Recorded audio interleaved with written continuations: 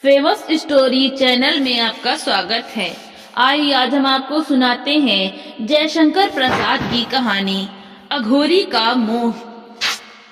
आज तो भैया मूंग की बर्फी खाने को जी नहीं चाहता। यह साग तो बड़ा ही चटकीला है। मैं तो नहीं नहीं जगन्नाथ, उसे दो बर्फी तो जरूर ही दे दो। ना ना, क्या करते हो, मैं गंगा जी में फेंक दूंगा। लो, तब मैं तुम्ही को उल्टे देता हूँ। ललित ने कहकर किशोर की गर्दन पकड़ ली। दीनता से भोली और प्रेम भरी आंखों से चंद्रमा की ज्योति में किशोर ने ललित की ओर देखा। ललित ने दो बर्फी उसके खुले मुख में डाल दी। उसने भरे हुए मुख से कहा, भैया अगर ज्यादा खाकर मैं बीमार हो गया। ललित ने उसके बर्फ के समान गालों पर चपत लगाकर कहा, तो मैं सुविधा बिंदु का नाम गरल धारा रख दूंगा। उसके एक बूंद में 17 बर्फी पचाने की ताकत है। निर्भय होकर भोजन और भजन करना चाहिए।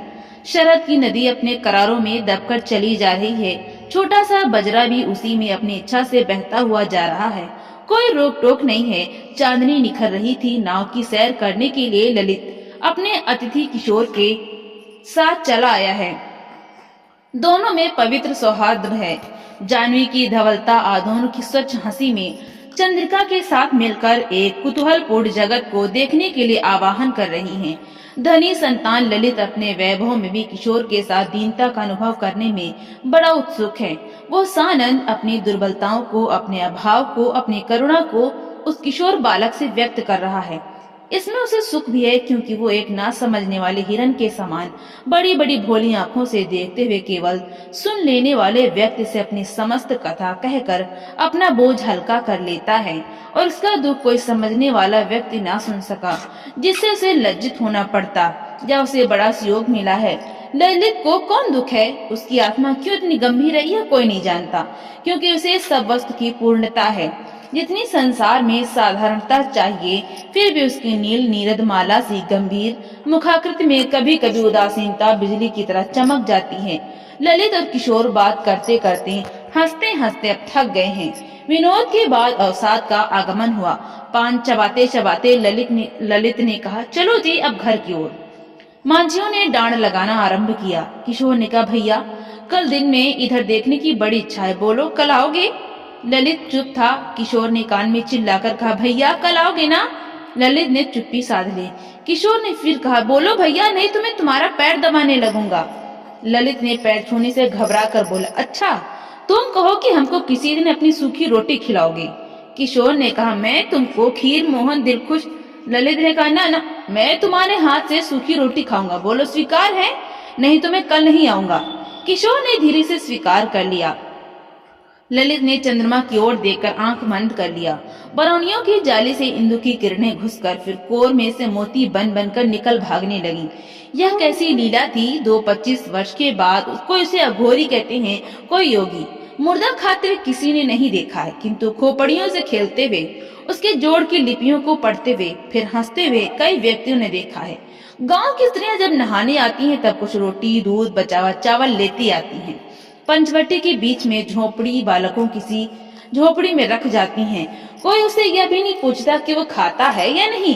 किसी स्त्री के पूछने पर, बाबा आज कुछ खाओगे? अघोरी बालकों किसी सफेद आंखों से देखकर बोल उठता, माँ। युवतियां लजा जाती, वृद्धाएं करुणा से गदगद हो जाती और बालिकाएं खिलखिलाकर हंस पड़ती। तब अघोरी गंगा के किनारे उतरकर चला जाता और तीर पर से गंगा के साथ दौड़ लगाते हुए कोसों चला जाता।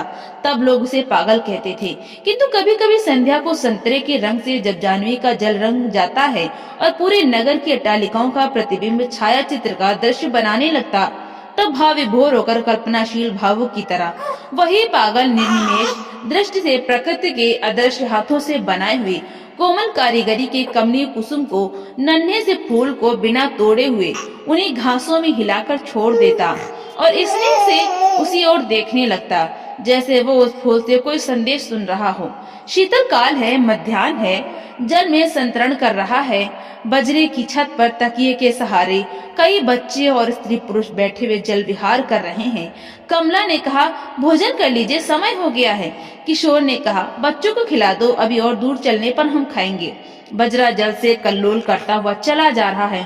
किशोर शीतलकाल के सूर्य की किरणों से चमकती हुई जल लहरियों को उदासीन अथवा स्थिर दृष्टि से देखता हुआ न जाने कब की और कहाँ की बातें सोच रहा है। लहरें क्यों उठती हैं और विलीन होती हैं? बुदबुद और जलराशि का क्या संबंध है? मानव जीवन बुदबुद है कि तरंग? बुदबुद है तो विलीन होकर फिर क्यों प्रकट होता है? मलिन अंश फेन कुछ जल बिंदु से मिलकर बुदबुद का अस्तित्व क्यों बना देता है? क्या वासना और शरीर का भी यही संबंध है? वासना की शक्ति कहाँ कहाँ किस रूप ने अपनी इच्छा चरितार्थ करती हुई जीवन को अमृत गरल का संगम बनाती हुई अनंत काल तक दौड़ लगाएगी। कभी अवसान होगा, कभी अपनी कभी अवसान होगा, कभी अनंत जलराशि में विलीन होकर वो अपनी अखंड समाधि लेगी। है क्या सोचने लगा? व्यर्थ की चिंता। नवल ने कहा, बाबा ऊपर देखो, उस वृक्ष की जड़ें कैसी अद्भुत फैली हुई हैं। किशोर ने चौंक कर देखा, वो जीर्ण वृक्ष कुछ अनोखा था। और भी कई वृक्ष ऊपर के करारे को उस तरह घेरे हुए हैं। यहाँ घोरी की पंचवटी है। किशोर ने कहा, नाव रोक दें, हम ही ऊपर चलकर ठहरेंगे, वहीं जलपान करेंगे। थोड़ी देर में बच्चों के साथ किशोर और कमला उतरकर पंचवटी के करारे पर चढ़ने लगे। सब लोग खा पी चुके, अब विश्राम करके नाव की ओर पलटने की तैयारी है। मलिन अंग किंतु पवित्रता की चमक, मुख पर रुक्ष केस, कौपीन धारी एक व्यक्ति आकर उन लोगों के सामने खड़ा हो गया। मुझे कुछ खाने को दो। दूर खड़ा हुआ गांव का एक बालक उसे मांगते देखकर चकित हो गया। वो बोला, बाबूजी, यह पंचवटी के अघोरी हैं। किशोर ने एक बार उसकी ओर देखा, फिर कमला से कहा,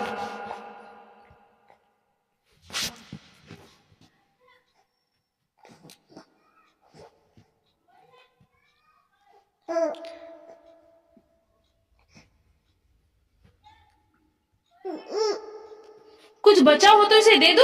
कमला ने देखा तो कुछ पराठे बचे थे, उसने निकाल कर दे दिया। किशोर ने पूछा, और कुछ नहीं है?